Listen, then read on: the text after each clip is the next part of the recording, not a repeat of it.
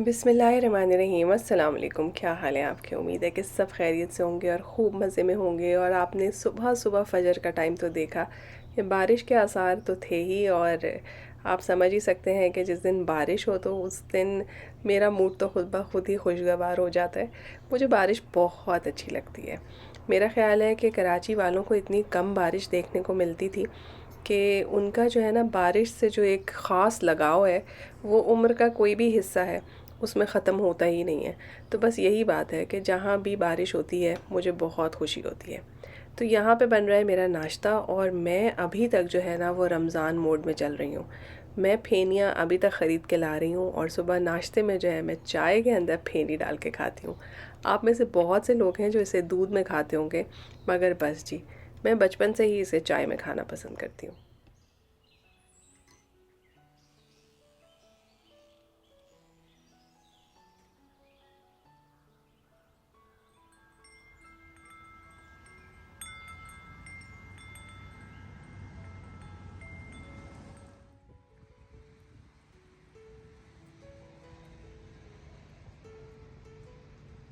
Last vlog में मैंने आप लोगों को दिखाया था कि मेरी फ्रेंड ने कितने सारे प्लांट्स जो हैं वो अपने गार्डन से निकाल के मुझे दिए थे।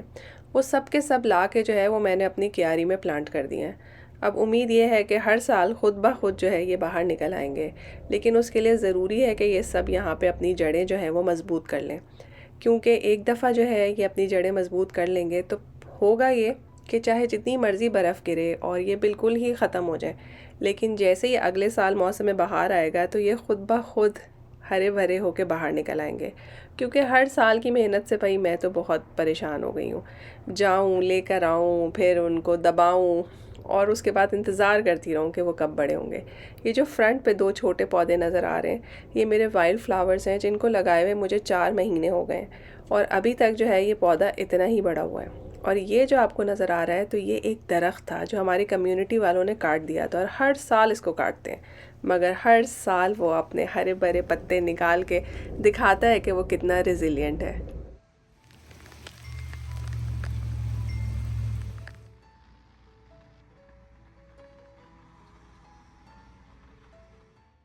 मैं बाहर खड़ी ही थी तो इस कदर तेज़ बारिश स्टार्ट हुई, दिल तो चाह रहा था कि जैसे हम छोटे बच्चे होते थे और बारिश में जल्दी से भाग के छत पे चढ़ जाते थे वैसे ही बाहर खड़ी रहूं और बारिश को एंजॉय करूं। लेकिन ज़ाहिर है अब तो मैं बड़ी सारी आंटी हूं तो इसलिए मैं घर के अंदर आ गई। और जी, घर के अंदर इसलिए भी आ गई क्योंकि मैं चाह रही थी कि सुबह सुबह जो है वो केक बनाकर फ़ारिग हो जाऊँ। मेरी बेटी का बर्थडे है और हमने जो है वो बहुत लंबा सारा उसको लेक्चर दिया कि बच्चे अब आप बड़े हो गए हैं, अब हमें जो है वो बर्थडे सेलिब्रेट नहीं करनी चाहिए। और वो बहुत अच्छे से इस बात को समझ भी गई। ज़ाहिर है मेरे सारे बच्चे बहुत अल्हम्दुलिल्लाह अच्छे तरीके से बात को समझ जाते हैं। मुझे पता है जो छोटे वाले हैं उन्हें बर्थडेज़ का बहुत शौक़ होता है, लेकिन जो बड़े हैं उन्हें तो एहसास होता है कि हाँ भाई वाकई अब हम बड़े हो गए हैं। लेकिन माँओं के जो दिल होते हैं ना वो तो बस होते ही हैं। मैंने सोचा कि घर में एक छोटा सा केक बना ही लेना चाहिए। सुबह सुबह केक बनाने से फ़ायदा ये होगा कि ये ठंडा भी जल्दी हो जाएगा और मुझे फ्रॉस्टिंग भी करने का टाइम मिलेगा। उनके स्कूल से आने से पहले पहले मैं फ़ारिग हो जाऊंगी और जो 30 to 40 मिनट्स इसको बेक होने में लगेंगे उस टाइम पे मैं कुछ और काम कर लूँगी।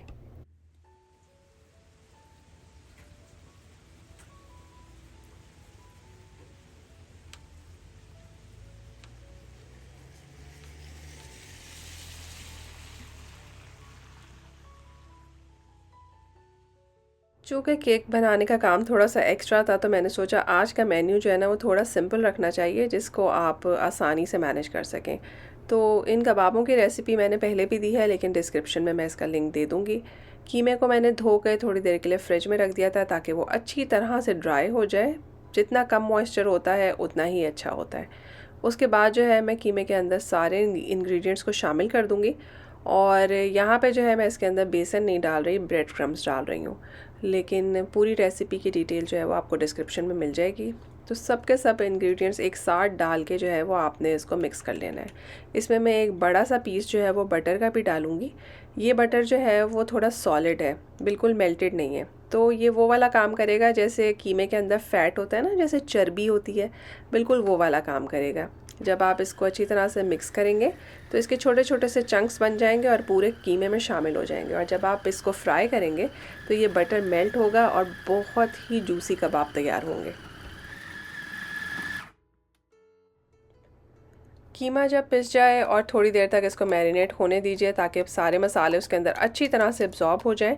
और ये काम जो है ना वो आपने अपने हाथ की मदद से करना है, क्योंकि ये बड़ा इम्पॉर्टेंट स्टेप है। हालांकि आपने मशीन से उसको मिक्स कर लिया है, लेकिन अपने हाथ को ज़रूर इस्तेमाल करें ताकि सब चीज़ें जो हैं घुल मिल जाएँ, मिलजुल जाएँ, रल मिल जाएँ, ताकि जब आप ये कबाब बनाएं तो आपको खाने में बहुत मज़ा आए। तो मैंने प्याज, हरी मिर्चें और धनिया उनको बिल्कुल बारीक बारीक चॉप कर लिया है। उसमें से जो पानी था थोड़ा सा मैंने निचोड़ लिया ताकि वो निकल जाए।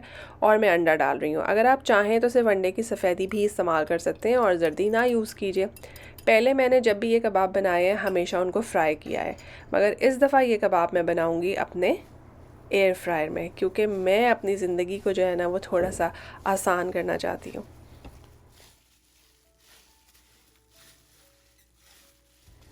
आपको जैसे शेप के कबाब पसंद हैं आप वैसे कबाब बनाएं। चाहें तो इस स्टेज पे आप इसको फ्रीज़ भी कर सकते हैं। और अब मैंने कबाब बना के रख लिए हैं। बाय दैट टाइम जो है वो केक बेक होके बहुत अच्छा ठंडा हो गया था। और अब आप देखेंगे एक जादू कि कैसे ये केक जो है वो ट्रांसफॉर्म हो जाता है। जी, ये रहा फाइनल लुक। वैसे तो मैं सोच रही थी कि इसकी फ्रॉस्टिंग की जो है एक वीडियो बनाऊं, लेकिन मुझे अपनी जो है ना वो केक डेकोरेटिंग स्किल्स पे बिल्कुल भी फ़ख्र नहीं है। तो इसलिए मैंने सोचा कि वो आपके साथ शेयर करने की कोई ज़रूरत नहीं है। केक को मैंने स्लाइसेस में काटा, उसके बीच में मैंने गनाश लगाया, केक को पूरा कवर कर दिया है क्रीम और वाइट चॉकलेट से। और वाइट चॉकलेट में ही थोड़ा सा पिंक कलर शामिल किया और उससे ऐसे कॉर्नर में डिज़ाइन बना दिया, ऊपर से स्प्रिंकल्स और फ्लावर्स, एंड दैट्स इट। कोई ख़ास बात नहीं है जो मैंने उस केक के लिए की हो। अल्लाह करे कोई ऐसा दिन आए जिसमें मैं बहुत अच्छा केक डेकोरेशन जो है वो सीख लूँ और आपको मज़े मज़े के और हसीन और जमील से केक डेकोरेट करके दिखाऊं। लेकिन अभी तक के लिए तो बस इतना ही काफ़ी है। और जी बस यही सब करने में जो है वो बच्चों को स्कूल से लेकर आने का टाइम हो गया। और आप बाहर देख सकते हैं कि जल थल हुआ था। इतना खूबसूरत मौसम था कि मैं आपको क्या बताऊँ। मैं उनको लेने के लिए जो है वो 5 मिनट पहले ही घर से निकल गई ताकि मैं ये पूरी वॉक को जो है ना वो एंजॉय कर सकूं। आप लोग भी मेरे साथ बारिश में ये मज़ेदार सी वॉक को एंजॉय कीजिए।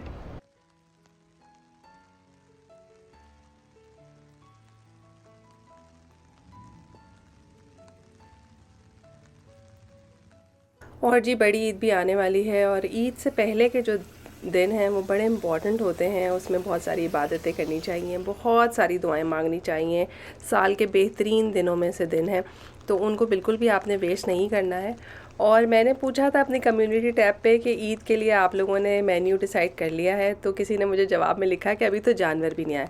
एक्चुअली हम जो हैं वो इतने अरसे से बाहर निकले हुए, तो मोस्टली ये होता है कि ईद की जो है ना मैं पहले से ही कोई प्लानिंग करके रखती हूँ। कभी भी ऐसा हुआ ही नहीं कि जानवर का इंतज़ार किया हो। तो जिन दिनों हम ईद पाकिस्तान में मनाते थे ना तो डेफ़िनेटली तब ये होता था कि हाँ जी अब ज़िबा होगा तो सुबह में कलेजी पकनी है और शाम में जो है उसका कोई सालन पकना है।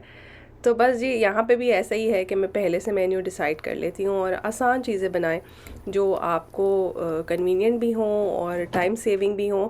और ईद वाले दिन आपको भी मौका मिले अच्छे से कपड़े पहनने का, तैयार होने का और फ्रेंड्स एंड फैमिली के साथ बैठ के एंजॉय करने का। 375 फ़ारेनहाइट पे इसको मैंने 15 मिनट्स के लिए जो है वो कबाबों को एयर फ्राई किया है, एयर फ्राई मोड पे।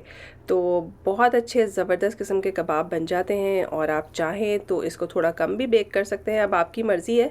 लेकिन 15 मिनट्स में बड़े अच्छे हो जाते हैं। 10 से 12 मिनट में जो है आप इनकी साइड चेंज कर दीजिए ताकि ऊपर नीचे से एक जैसा कलर हो जाए। तो सारे कबाब बना के आप फ्रिज में रख सकते हैं। बच्चे बहुत शौक़ से इसके ना बर्गर बना के भी खाते हैं। तो मुझे ये वाले कबाब बहुत बहुत कन्वीनियंट लगते हैं। अगर आपको ये रेसिपी पसंद आई है तो ज़रूर इसको सेव कर लीजिए, क्योंकि इससे जो है ना ज़िंदगी बड़ी आसान है।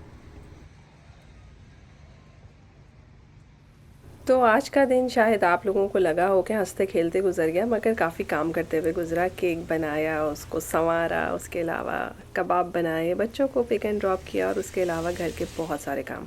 तो इतने सुहाने मौसम में पकौड़े तो बनते ही हैं। हाँ, मगर मैंने नहीं बनाए, बाज़ार से मंगाए। बाज़ार के पकौड़े ठंडे तो होते हैं, लेकिन चले घर बैठे पकौड़े मिल जाएं तो और क्या चाहिए।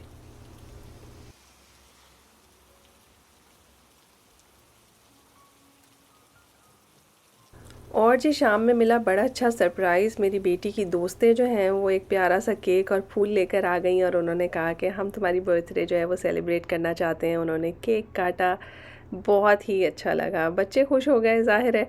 तो मैं हंस रही थी, मैंने कहा देखो मैंने केक बनाया है और एक और केक आ गया है। कहाँ मैं कह रही थी कि हम बर्थडे नहीं सेलिब्रेट करेंगे, तो हो ही गई सेलिब्रेट।